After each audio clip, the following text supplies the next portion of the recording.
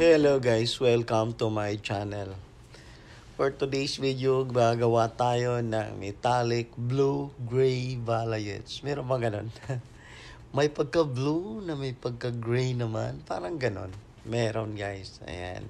Gagawin natin ngayon. Medyo mahirap nga lang dahil ang buhok ni mama ay dati naka-bleach na.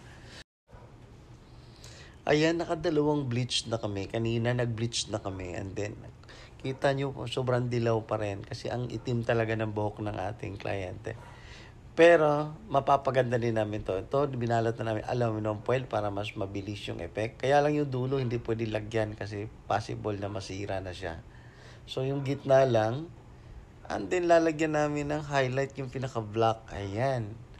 Ngayon, ang ginawa na namin, ang haba kasi ng proseso, kaya hindi na namin na-videohan lahat. Ganyan kadami yung aming aluminum foil na nagamit.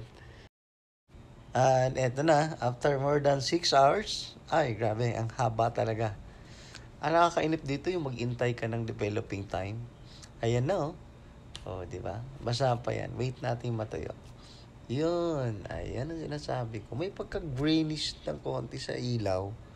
Pero sa actual, mas blue-gray siya. Ayan. Medyo mahihain si ma'am sa camera. Pero ayan oh. Kita nyo ang ganda guys. May pagka-ash blow gray. Ayan. Ano ba talaga tamang name? Paging ako nalilito eh.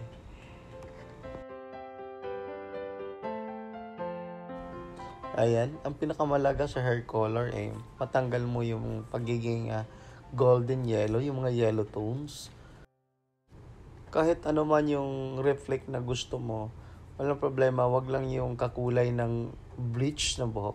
Yung bleach lang tapos hindi na kinulayan.